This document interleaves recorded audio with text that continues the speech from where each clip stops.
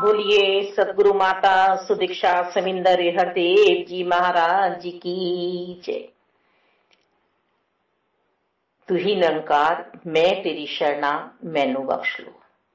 सदगुरु स्वरूप प्यारी सात संगत जी, आप जी के पावन पवित्र चरणों में दासी अणिमा जी का मेरठ से कोटि कोटि धन्यवाद जी। लक्ष्य पर ध्यान केंद्रित करो। कहाँ है जानना, कैसे जानना, कोई भरोसा आम नहीं। पांव पथिक के उठते लेकिन मार्ग पर विश्वास नहीं। चल तो दिए हैं हम सब। हमें रामनगर जाना है, राम शरण के यहां जाना है। हम इतना सब पता लेके अपने घर से रामनगर के लिए चल दिए। अब हम सबसे पूछ रहे हैं, पर्चे दिखा रहे हैं कि इस रामनगर में राम शरण कहां मिलेगा, कौन सा घर है उसका। पर हम पहुंच नहीं पा रहे हैं। हमने उसे देखा भी नहीं है। जो हमें पूरा पता सही से पता होता, कोई ऐसा ज्ञाता हमें बता देता कि तुम्हें उस वाले राम शरण के जाना है, मकान नंबर ये है, रामनगर में गली नंबर ये है, तो बिना घबराए पहुंच जाता। कोई घबराहट मुझे नहीं होती।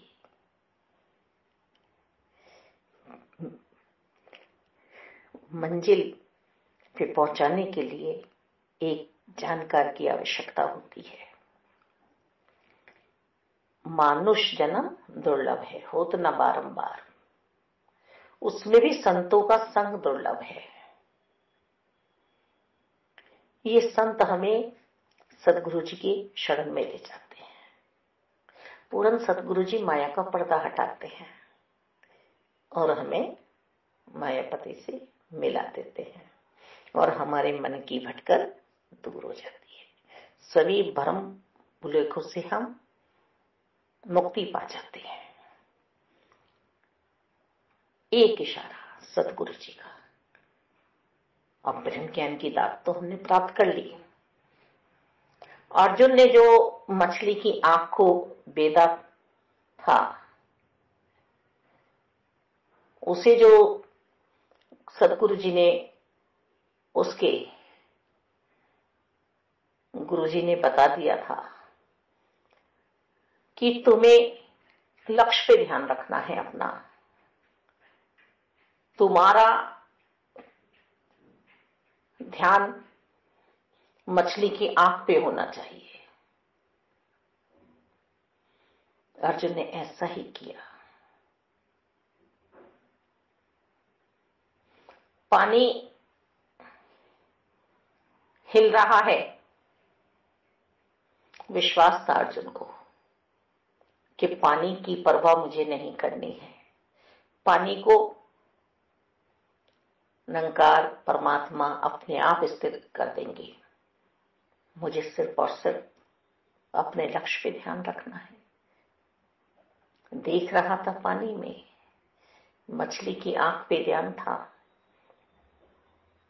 सही निशाना लग गया, मछली बिंद गई।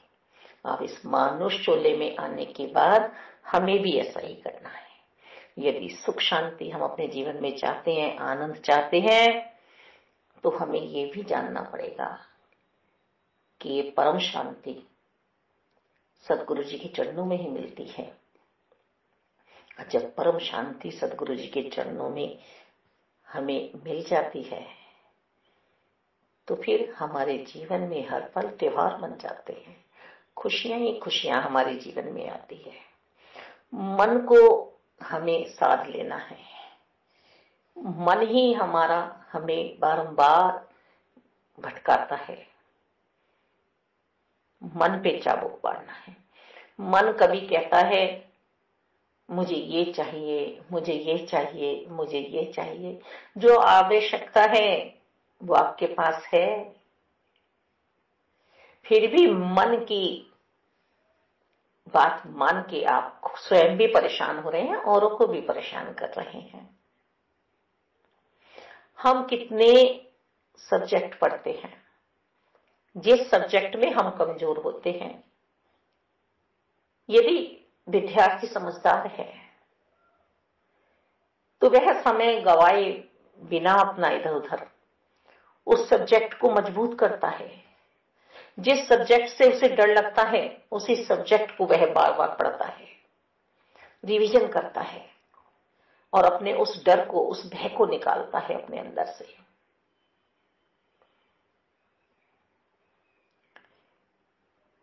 करने वाले के लिए कुछ भी मुश्किल नहीं है और ना करने वाले के लिए किंतु परंतु मगर लेकिन बहुत है। तो हमें लक्ष्य पर ध्यान केंद्रित करने के लिए यहां इशारा किया जा रहा है, चाहे दुनियाई तौर पर हो और चाहे आध्यात्मिक तौर पर हो। हमें हमेशा सावधान रहना है, हमें हमेशा सत्य का साथ देना है। जो मन की बातों में आता है वह नाचता रहता है। हमें घर में संन्यास लेके रहने की बात समझ में आती है, ब्रह्म ज्ञान की बात। अब संन्यास किनसे लेना है, हमें कैसी बातों से लेना है? बैर, ईर्षा, द्वेष, नफरत, मोह, माया, ईर्षा, प्रीति हमें परमात्मा से बढ़ानी है। हम जंगल में चले गए, हम समाधि लेके बैठ गए, फिर भी मन मुझे परेशान कर रहा है कि मेरे घर में क्या हो रहा होगा। जो मैंने धन कमाया है वो मेरे बच्चे, मेरी पत्नी अच्छी तरह से सदुपयोग उसका कर रही होगी या दुरुपयोग कर रही होगी, वो सब कैसे होंगे। फिर घर तो छोड़ ही आया सूरत राजा, पर अभी मोह नहीं छूटा है। ये मोह है, फिर जन्म लेके आना पड़ता है।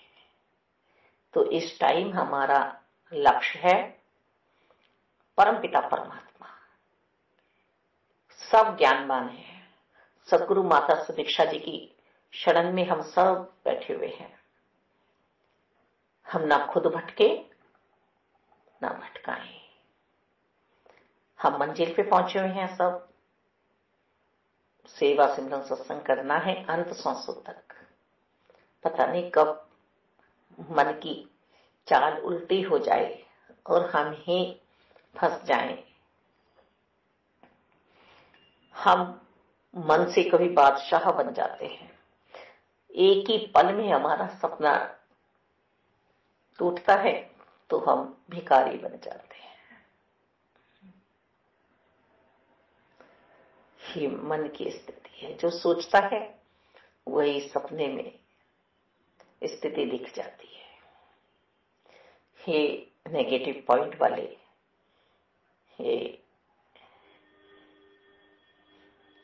भूत प्रेत, ये कुछ और नहीं है, मेरे मन की सोच है। ये अंधेरे से रोशनी में लाए हैं हमें। ये विशाल विराट के दर्शन हुए हैं। यही है परमात्मा। बस मन मान ले। स्वार्थ में इतना डूब जाता है मन कि किसी के लिए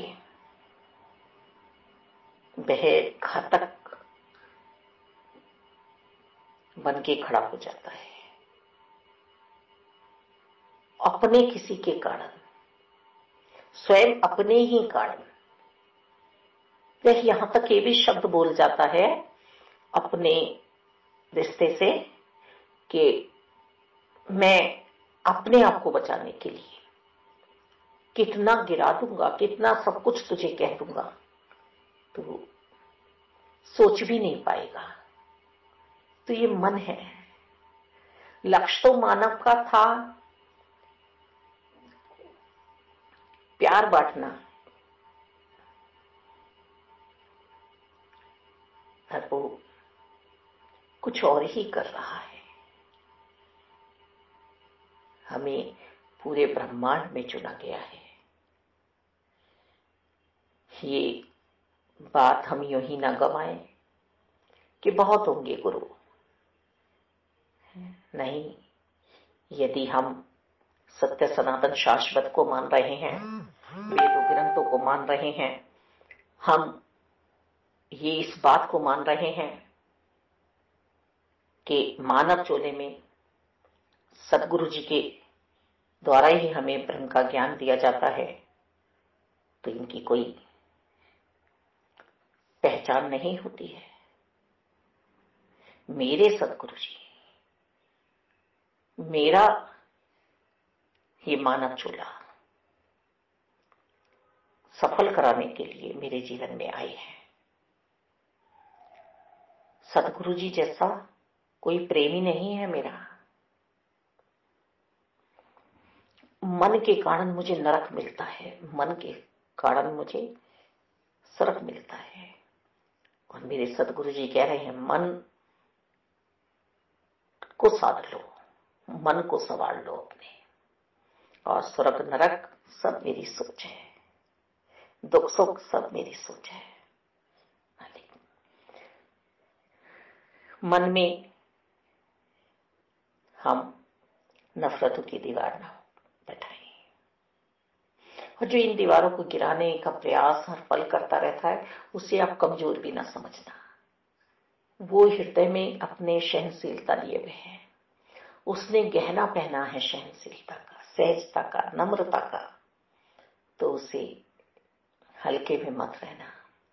वो विजेता हुआ है, इंद्रियों पे विजय प्राप्त किया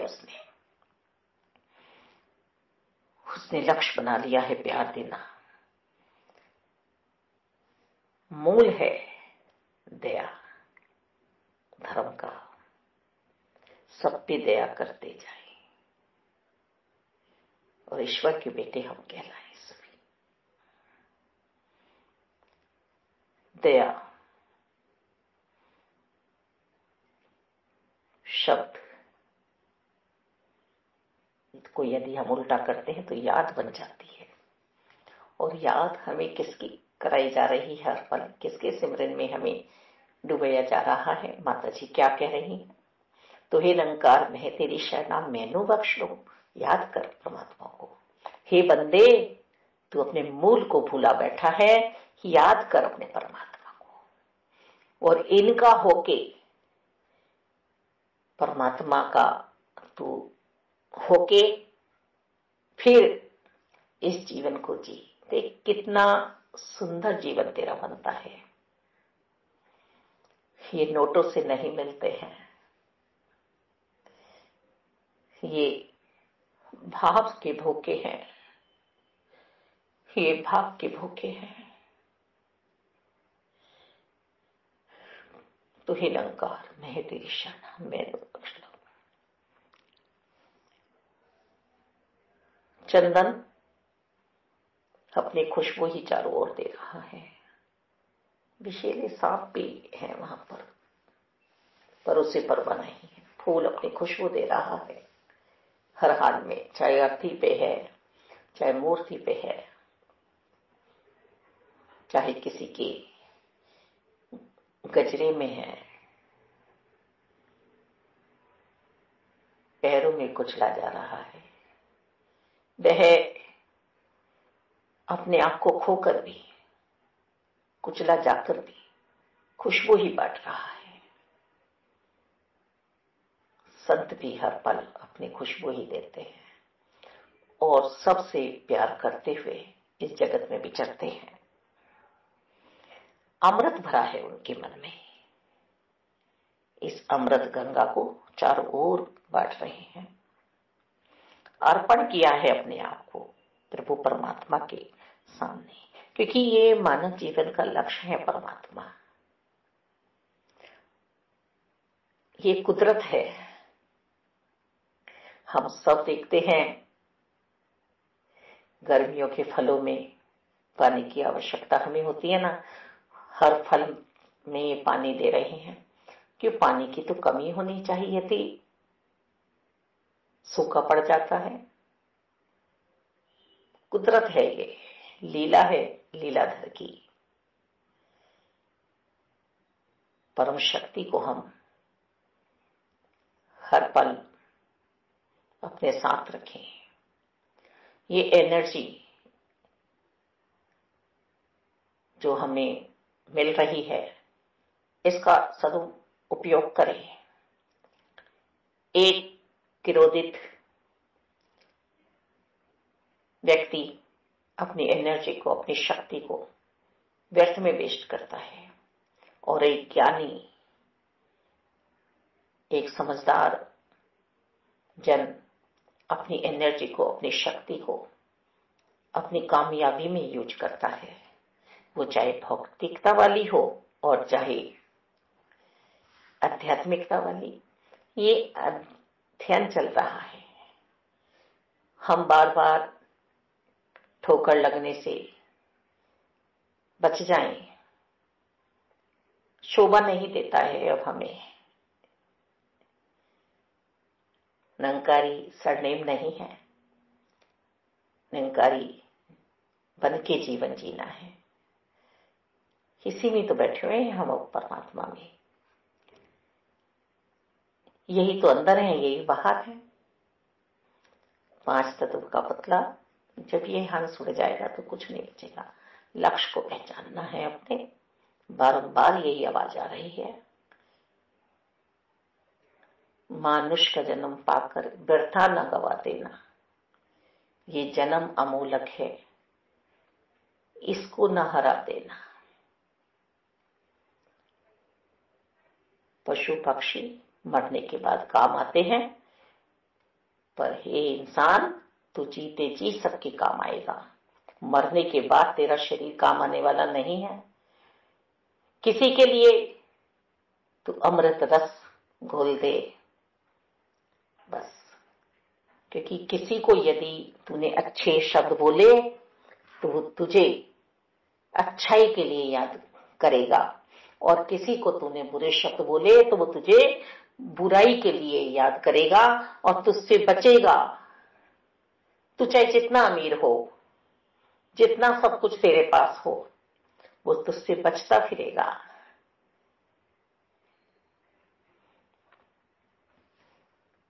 मन प्रभु परमात्मा को अर्पण करते हुए हमें दुनियाई भटकन से बचना है। जितना हमारे पास है वो बहुत है, उसमें ही हमें गुजरान करना है। सिमरन हमारे जीवन को सुंदर बनाता है।